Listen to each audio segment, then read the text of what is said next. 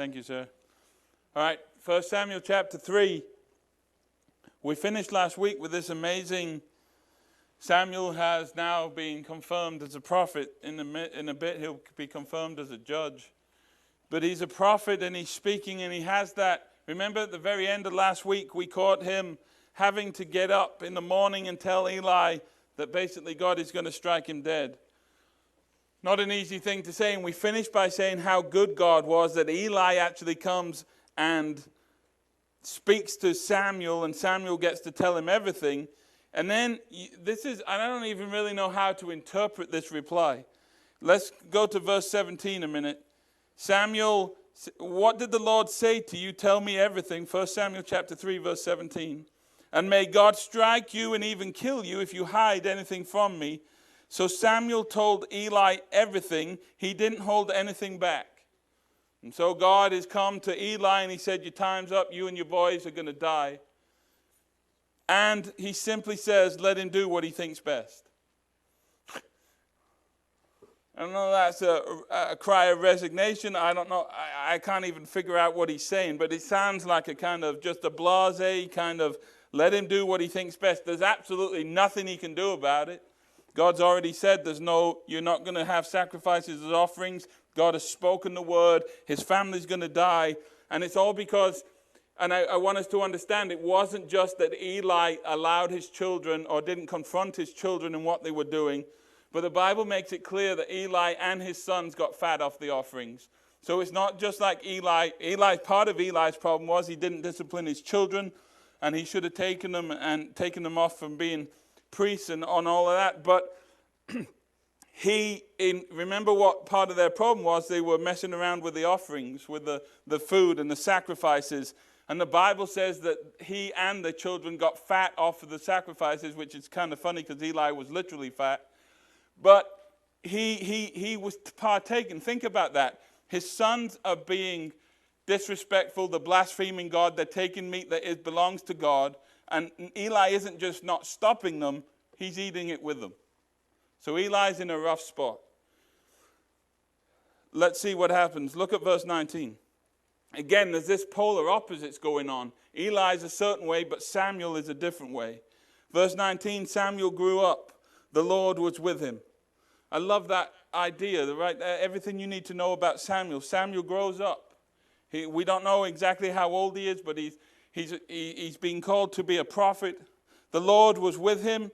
And listen, what did a prophet do? A prophet told forth and foretold. Right? So a prophet in the Old Testament would foretell. God would use prophets to foretell the future. God, if you remember, had sent a prophet to Eli to tell him that you're going to die. Before Samuel reiterates it, a prophet had come. We read that in the earlier chapter. So they would foretell. Many times in the Bible, prophets were used to say, this is thus saith the Lord. This is what's going to happen. But they also told forth. They also preached the word. Whatever God said, they repeated. And they didn't have, remember what happened to false prophets? They got stoned. Like, if you were wrong one time, guess what? You're dead. Because what they said was meant to be the mouthpiece of God. So when you're wrong in that, it's problematic in so many ways. And so they told forth and they foretold. And they only, because you couldn't be wrong once, it was it should be a fearful job, right? I mean, when you prophesy, you better make sure you're correct, because if you're wrong, you should be stoned. And so God would speak. But remember what we read last week. What was happening with all of the visions? It says in verse 1 of chapter 3, the messages from the Lord were very rare and visions were quite uncommon. This is what we spoke about last week. That the worst thing that happened for them is God kind of stepped back and he wasn't really speaking. But things are about to change and Samuel now is being spoken to. And look at what it says. Everything Samuel said proved to be reliable. That shows you what? Everything he said, not most things, not some things, everything he said was trustworthy, was reliable. How is that possible? Was Samuel that smart? No. Was he that wise? No. But God had anointed him. God had called him to be a prophet. And you get this picture of, until he speaks to Samuel, God is is aloof in the way that he's not speaking very much. But God has ordained Samuel, and he starts speaking to Samuel. And God is, why is that important that he is proved? Look at what it says. Everything Samuel said proved to be reliable. Here, listen, if you're a prophet and you're foretelling stuff, you're not proven true that day. Like when you foretold, you had to wait for it to come to pass for people to realize if you were lying or not. When you told forth, they could match that with the law and the word of the Lord. But he spoke. Who is the reliability? How important is it that Samuel is seen to be called by God? God tells Joshua, I'm going to make sure that everybody in Israel knows you're my man, that you're my leader. Was that important? Imagine if they refuse the leadership of Joshua. Imagine if God is speaking through Samuel and you bypass Samuel, you're now bypassing who? And so God, who does it help? Samuel has grown up. He's just started to listen to the Lord. Some people think he started to know God when God started to speak to them, like truly know him. But God is just started speaking to Samuel, telling him what to say, telling him what to do. Do you think that's important for Samuel, that he believes he's been anointed and called?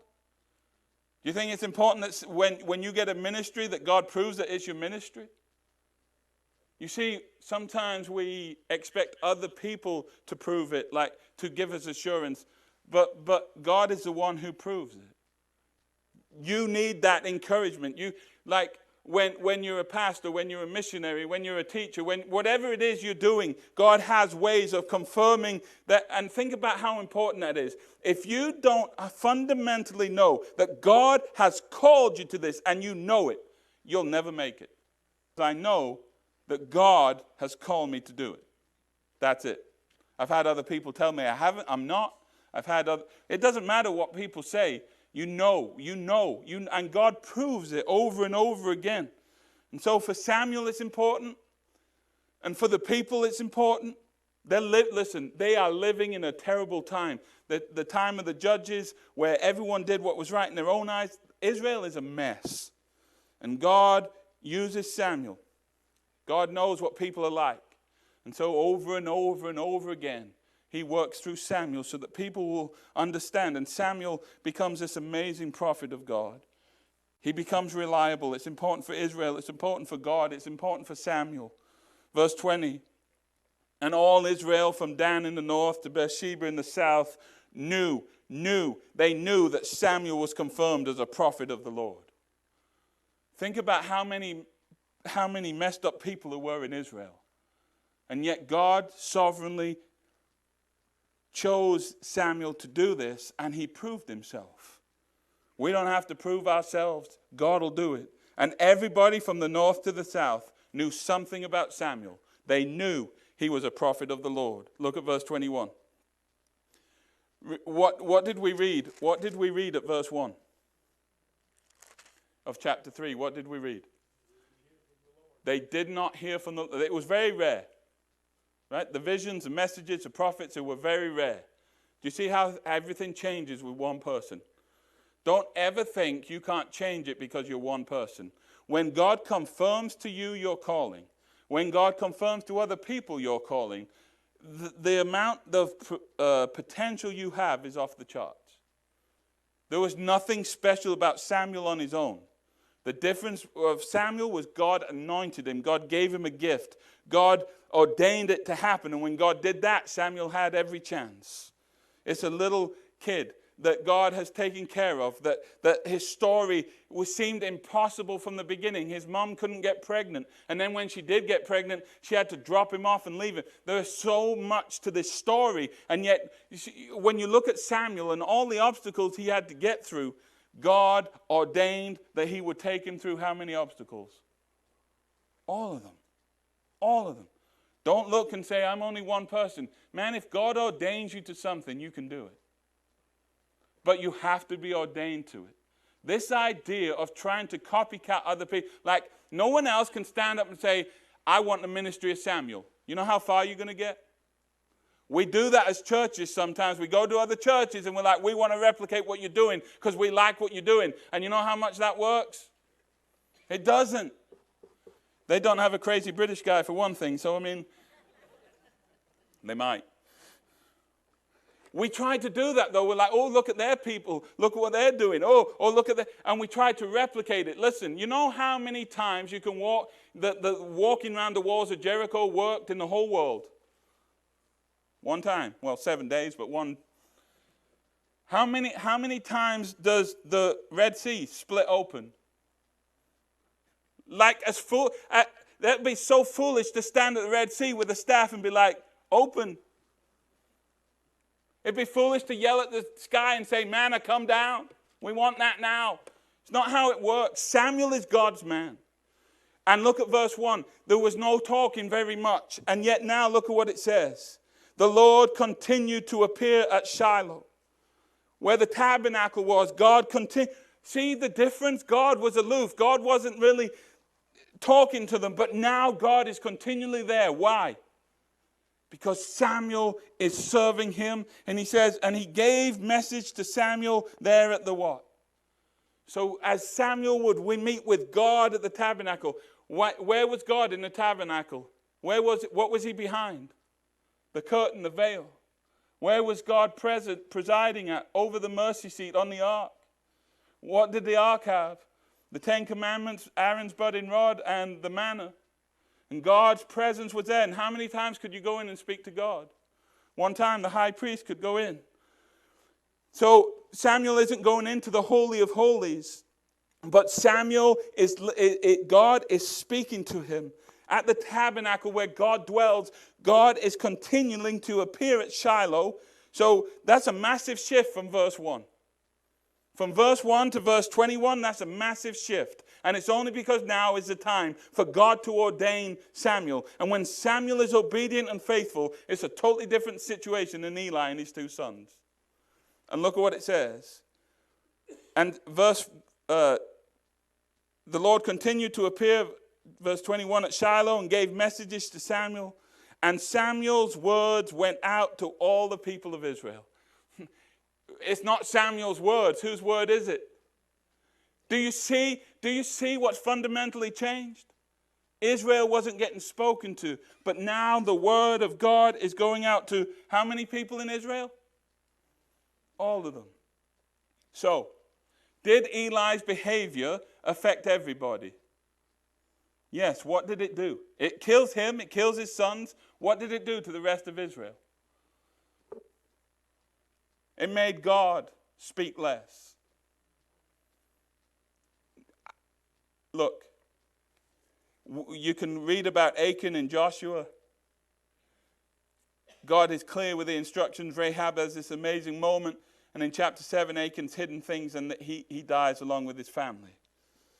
What we have to realize is that when we bring sin into the camp like Eli did, it doesn't just affect you, it affects everybody.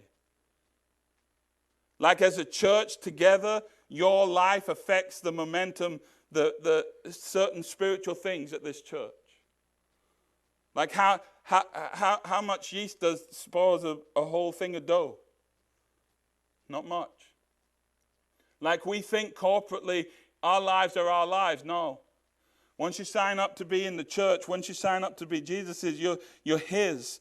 And your spirituality has a knock-on effect on everybody. Samuel now is speaking, and God is speaking to all of Israel. And the problem is they're so messed up, they're so static, you'll see what happens. Look at chapter 4.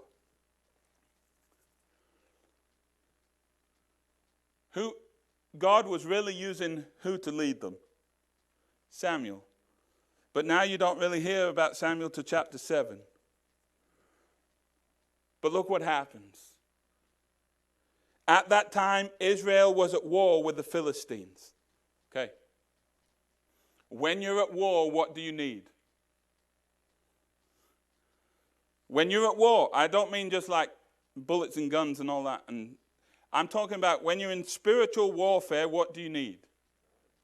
You need his presence. You need his voice. You need to listen, right? You need to armor up.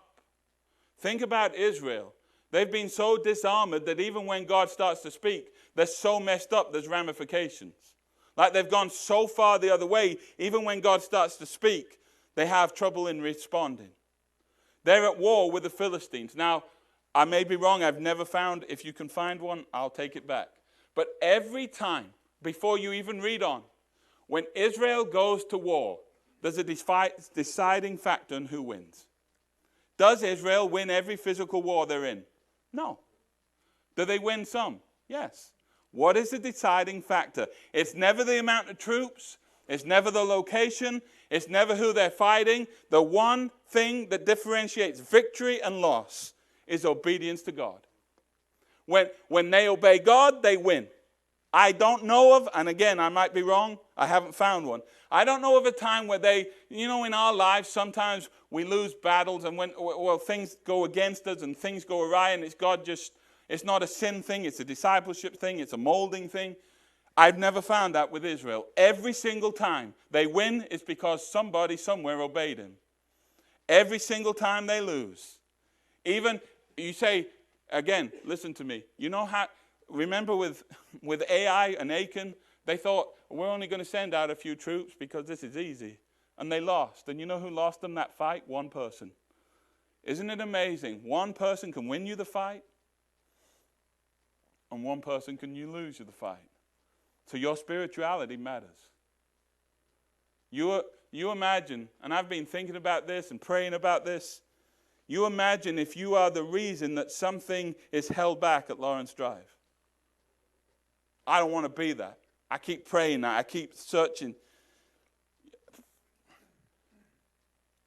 Achan messed everybody up. Eli and his sons, they've done lots of damage. And so Israel comes to war with the Philistines. There's no Samuel, there's no talking, there's no any of that. It says the Israelite army was camped near Ebenezer and the Philistines were Aphek.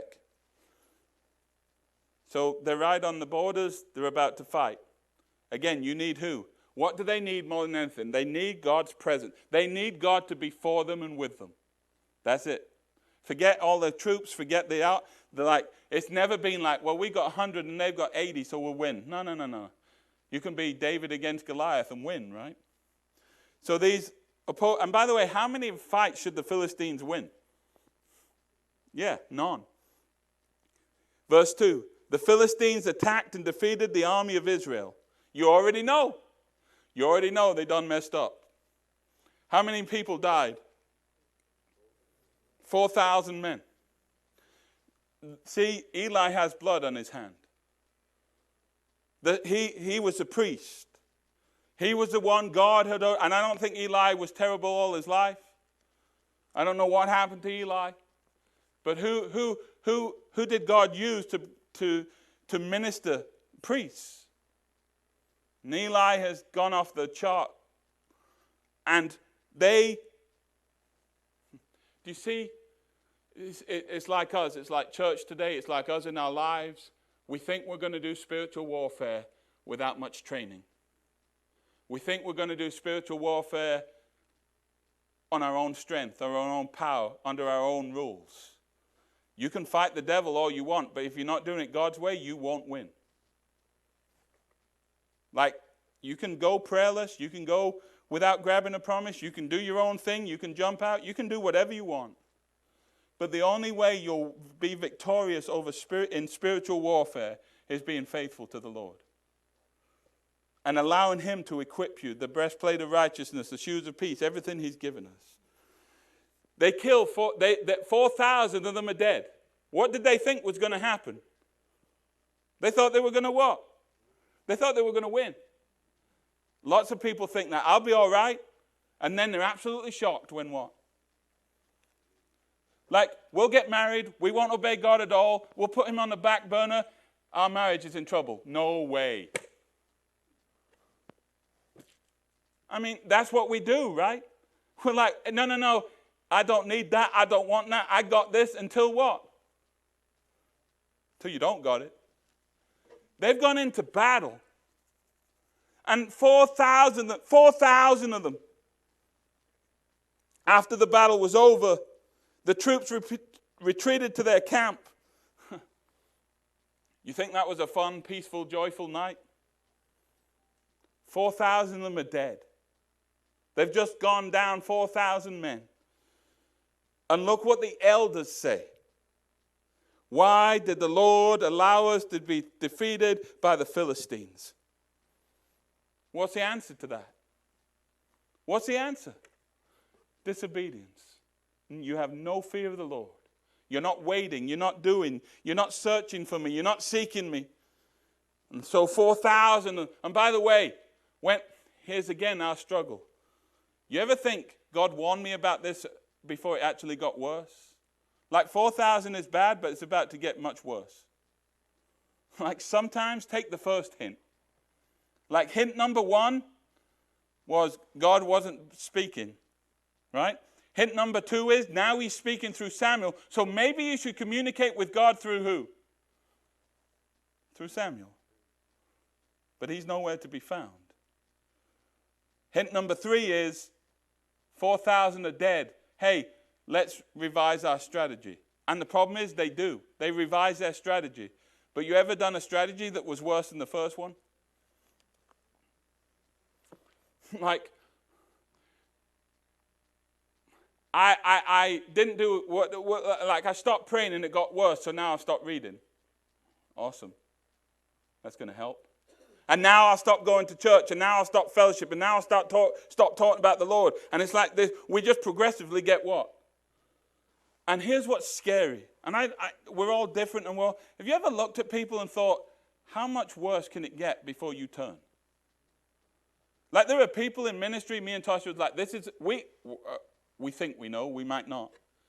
This is the Lord screaming out to them. This is what's going to turn them. This is going to make it all right. And bam, it's worse. It's like, man. So they've just got beaten. What do they need more than anything? They need to know what God would have them do. They need to love God. They need to serve him. They need to listen to him. They need to put him first. They need to armor up. They need all of that stuff. Is my thing just gone out? No. And so what do they turn to? Look at what it says. Let's bring the ark of the covenant of the Lord from Shiloh. That kind of sound. Is this gone out? I'm not worried you'll hear me, but the video might not. That sounds semi-spiritual at the start. What's the problem with it? Why is that such a bad request? Okay, so that's exactly part of it. It's a good luck charm. It's kind of like wearing a cross today and thinking that just...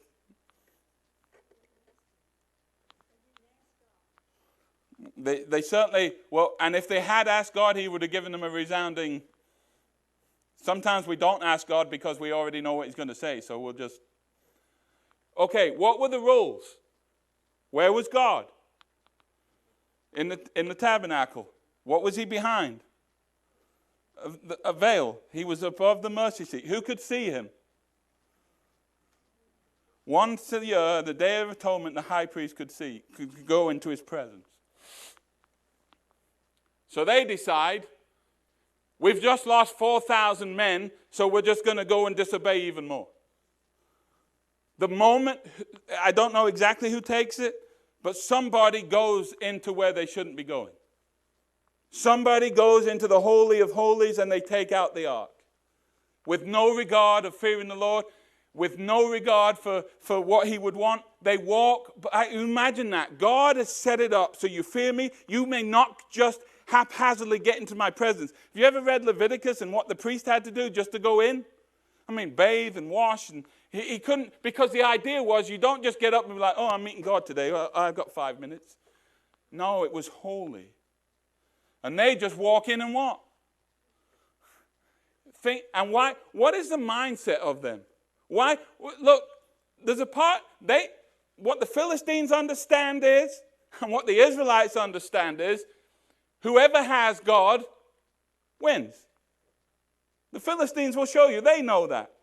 Whoever has God wins. What was Israel doing that we're prone to do? This is where it gets serious. God. I need, how many of us know that we need God's power? We need God's presence. We need God to be for us. We need certain, listen, all of us are smart enough to know in a spiritual warfare, I need certain things from God. I need his help, I need his guidance, I need his wisdom. And we ask for a lot of things from God. And this is what we've been speaking about. But when we ask a lot of God, he also demands things of what? Do you see? They wanted the presence of God, the provision of God, the power of God. And let's face it, they're trying to recreate Joshua. Because God told them, follow the ark. And God told them, yell. And under those circumstances, whenever God dictates that the ark is going to go in, you follow the ark and all of that, then it works. And they're like trying to, they have this notion that if we just have the ark, we win. But do you see what they're doing? We want your power, we want your presence, but we want it our way. We actually don't want to really serve you. We don't want to follow you. We don't want to fear you. We want to do it our way. You know how far you're going to get if you're in spiritual warfare and you're like, hey, can you give me all that stuff, but I'm going to do it. I want your presence. I want your power. I want your help. I want your guidance, but I'm in control here. You know how far you're going to get? Imagine walking into the Holy of Holies. At what point do you like, we shouldn't be here? And they take the ark. They take the ark, which is, again, symbolizes the presence of God.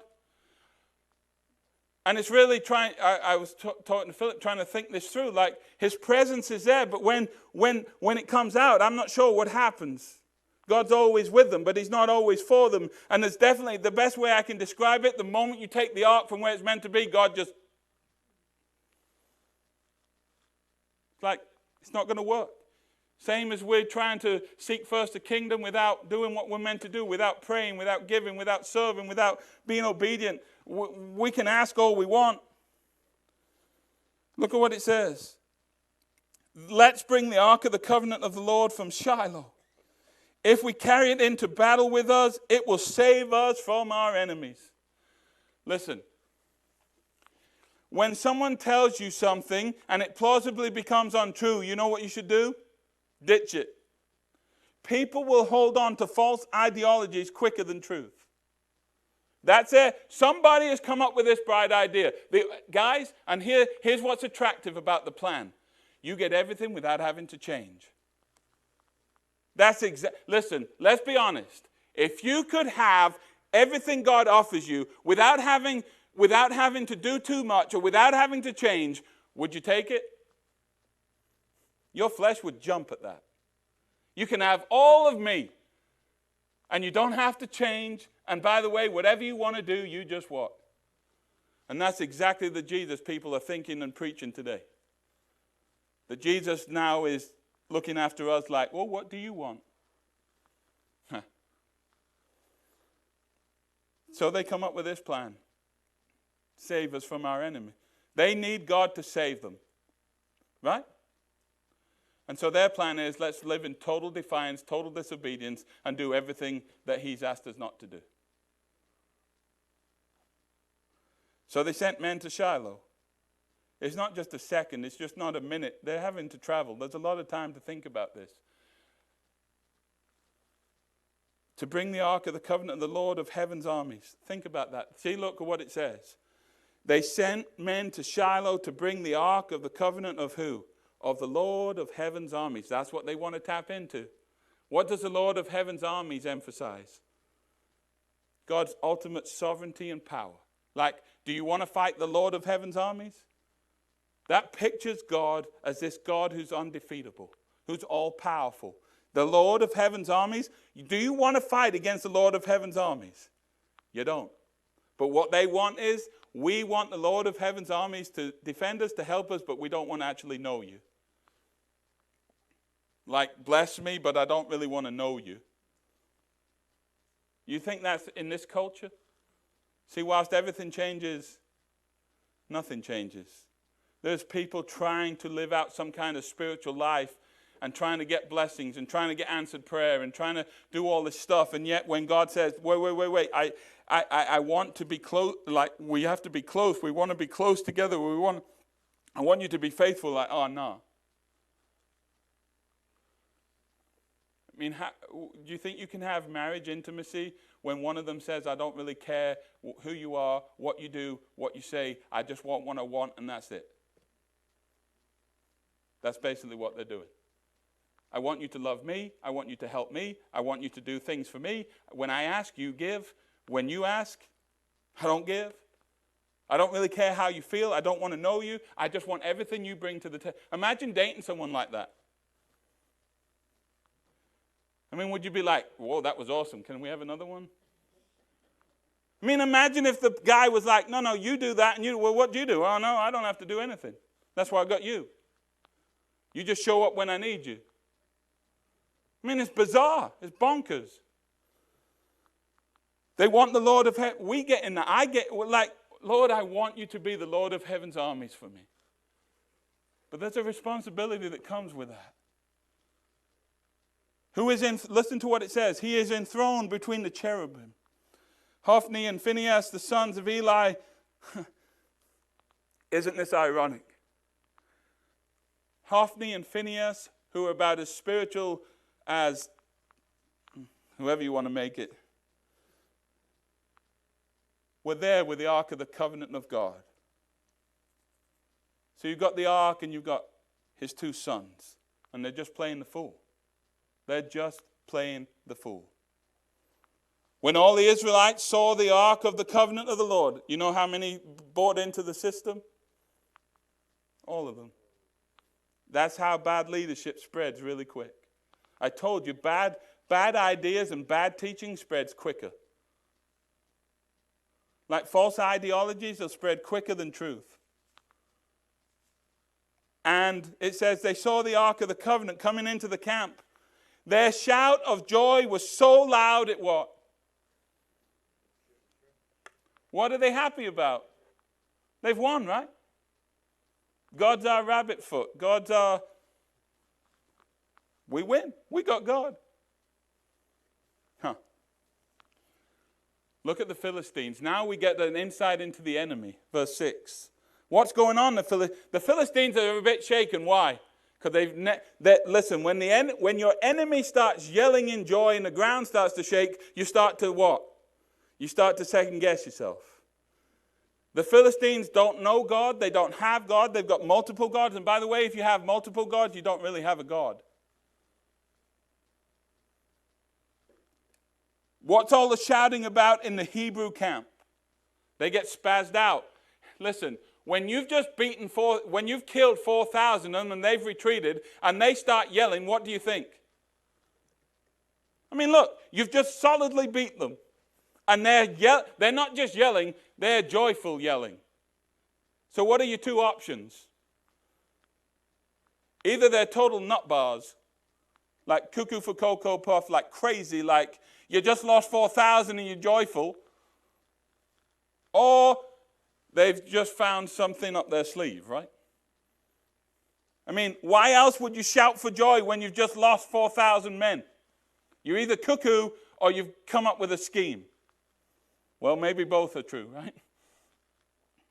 Look at what it says. When they were told, it was because they were told. I don't even know how they're told. But somebody finds out what's going on and they tell them the ark of the Lord has arrived. This is so weird. This is so weird. Who understands and fears the Lord? They don't have the Lord. I'm not saying that. They don't know the Lord.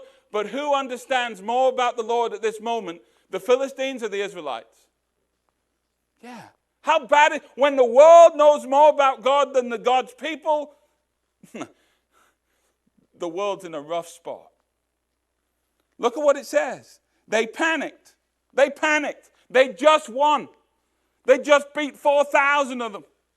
And yet they panicked because they believe that who? Look. The God, this says the God or a God. That the Philistines are all messed up. They think it's gods. The gods have come into their camp, they cried. The gods weren't there, but now they're here. That's why we beat them. That's why we won, because God or gods weren't there. But look at what it says. This is a disaster. Look at what God is doing to the enemy. God is even melting the enemy right before Israel. They're there for the taking. They're there for the kill. If Israel would just turn to God, he's got them right where he wants them. When the enemy is panicked, when the enemy knows it's a disaster. And yet, look what happens. We've never had to face anything like this before. What an absolute amazing statement. Now, it's all jacked up because who knows what they really think about God and gods. But look at verse 8. Help. Who can save us from these mighty gods of Israel?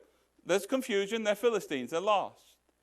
But they know they need help because Israel's God, or gods to them, is mighty. Look at the testimony of the Lord. Hold on a second. Read it. Why are the Philistines scared of whatever they think Israel has? A god or gods? What are they scared of? What had they heard about?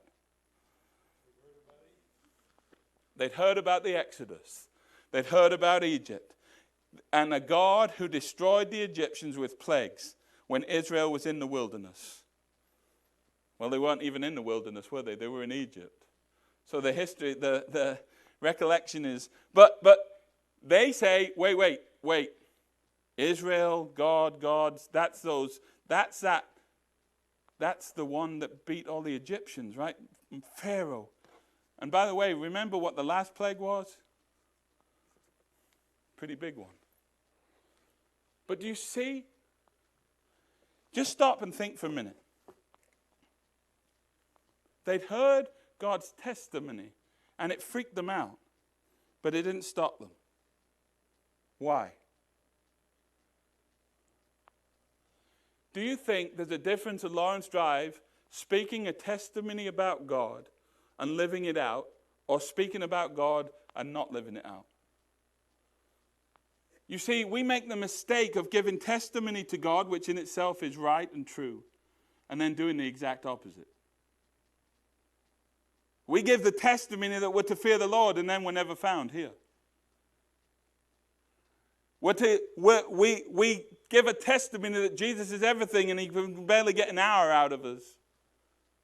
We give the testimony that money isn't important to us, and yet that's all we seem to be doing.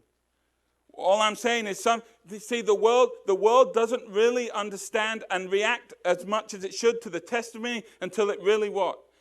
They've heard hearsay. They've heard about the Exodus. But you see, here's the dilemma they're in. I've heard about this God who is so powerful, he beats the Egyptians. But when we look at the Israelites, they have no power, no strength, and we've just whipped them.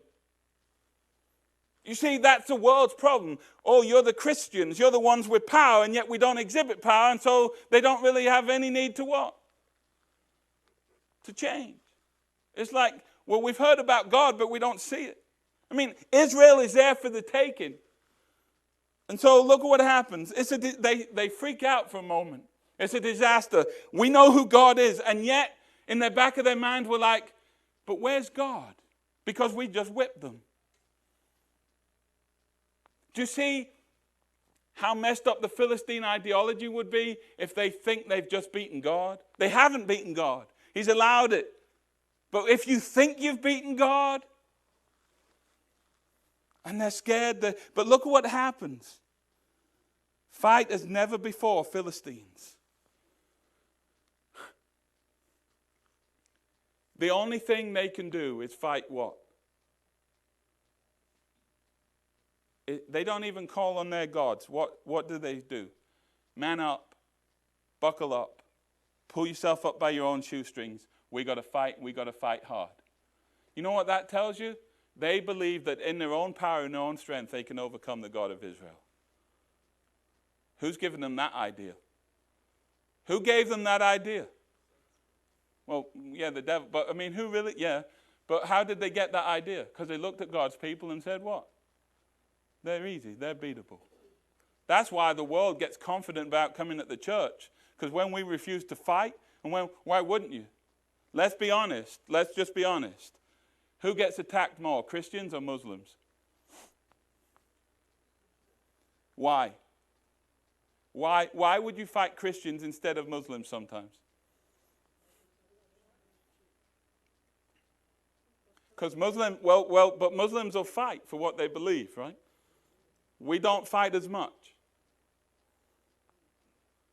And so if the world thinks they can come against Christians and we're never going to stand up and be counted, and I get it, it's complicated to turn the other cheek and all, there's a lot into that. But when we won't fight, why would the world ever say we can't fight them? What we're meant to do is show them how strong the Lord is so that they almost are so scared they won't fight us. Like the power of the Lord is so vivid in us and through us.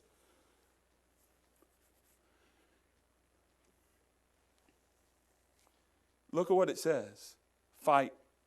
Guys, we can win this. Just grab onto your weapons and we're going to fight. That's all the world has. That's the devil's ammo. That's all he has.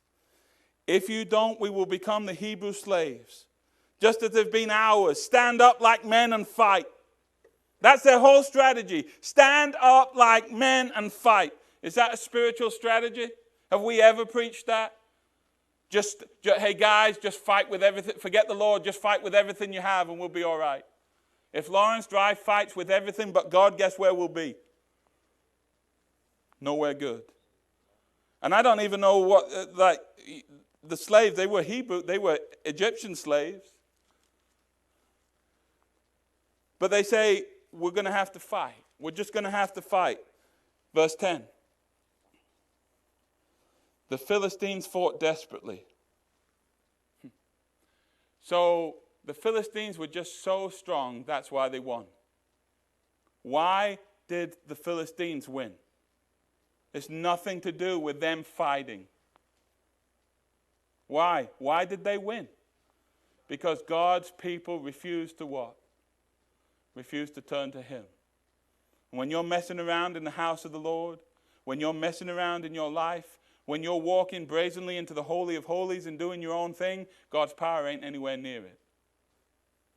Yes, He'll always be here, but He's not always for us. And we play a dangerous game of God. I assume you're going to do things for me without me having to do much in return. Blatant, unholy sin will cost you every time. You can't walk into a spiritual battle with sin all over you and expect to win. This is a really cheerful Wednesday night, isn't it? But it's the truth. And you know what the last thing we want to admit to ourselves sometimes is? The reason I'm losing this battle is because I refuse to do the right thing. And so what will we do? Blame anything or anyone else. The Philistines fought desperately. Don't misread that and like, oh, they were so desperate and they're so strong and it's the Philistines. And they just thought, how many times can the Philistines overturn God? But God has got to the point where He just lets His people what? He's letting His people die in battle. He's letting the Israelite, look at what it says. The slaughter was great. Okay, 4,000 was bad. They didn't learn. They didn't understand. In fact, they got what? They didn't just get they didn't just not do good. They got what?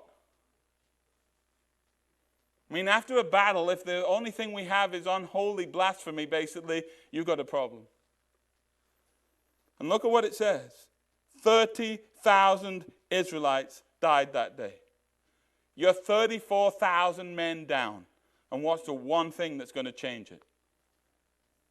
Oh, we need a better strategy. Well, not tactically you don't, but spiritually you definitely do. 34, and see, not only is that giving the Philistines the wrong idea, like, how much do you think the Philistines fear God now? We just whipped you again. 7 times as much, 7.5 times as much. And what? Here's the problem. Here's the problem. Here's the biggest problem. And this is why it's imperative that you live it out and you watch what you're teaching your children through your actions. Imagine how much of Israel thought that the ark was the answer? Okay. So what did they tell their kids and their grandchildren? It's going to be okay. We have what? We have God. God is on our side. God is here. We win. Woo! Okay, Daddy. And then you lose 30,000 men. What does your kids start to think? What is the danger of that? What did your kids start to think? Everything you said about God might not be what? How do you tell your kid, we've won, we're winning. This is it, this is the strategy, this is what you do. And 30,000 go down. And the worst part of living like that is not just what you do to yourself, it's what you do to the younger generation. You told me God doesn't get beat, but we've just got beat. Yeah, but what they're not telling you is the truth. Why are you getting beat? That you can't just bring the ark as some kind of trophy and expect it to do something. When God commissioned the ark for Joshua, how powerful was the ark? Powerful enough to split the Jordan. And look at what it says. 30,000 died that day. Imagine going home and your grandkids saying, what happened? I thought you said God was powerful. You know what they'd have to say if they were being honest? He is. But we've wrecked ourselves. The survivors turned and fled to their tents. Happy day, right? Woo, great. At what point does someone stand up and say, can we have a new strategy? We're 0 for 34,000. And here God moves. God has had his hand. He's just let it go. The ark of God was captured. How crazy it is that the Lord allows the ark to be captured. To teach them, to show them, how bad does it have to be for God to allow the ark to be captured? It's almost like saying, hey, my presence and my provision and all that you're taking for granted, you better rethink some stuff. Let's face it, the ark only got captured because God what? The Philistines didn't get the ark. The devil didn't get the ark. God gave the ark up.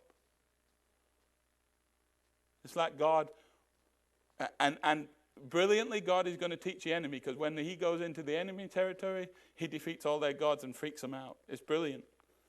But look at what it says and we're finished. The ark of God was captured. And remember what God had said, I'm coming after you. They were standing beside the ark. They thought they'd win. And Hophni and Phinehas, the two sons of Eli, were what? And God has started to move.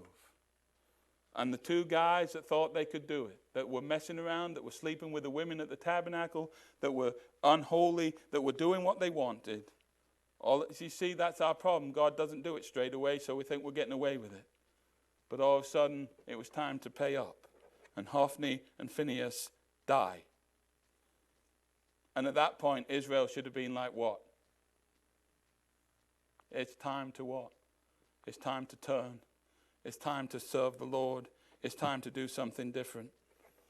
And next week, you already know what's going to happen. 2 out of the 3 are dead, so what's coming next? Eli's dead. And we'll read about that next week. And then we'll read about how God uses the ark. And God's not panicked about the ark. God's going to use the ark. And what the devil thinks he's done, what the devil thinks, hey, we got the ark. You know how much the devil wanted the ark in the end? All the ark did was cause the devil trouble. When God wanted to do something, his power was all over the ark. But it's funny. His power was all over the ark when the Israelites were nowhere around. When they were around, there was no power in the ark. But as soon as they go into the ark goes into Philistine camp, God's power starts to move. And how God graciously defeats the enemy on his what? On his own. Why? Because the Israelites wouldn't fight. And so God does something on his own. And we'll get into all of that. Does anyone have any questions, thoughts?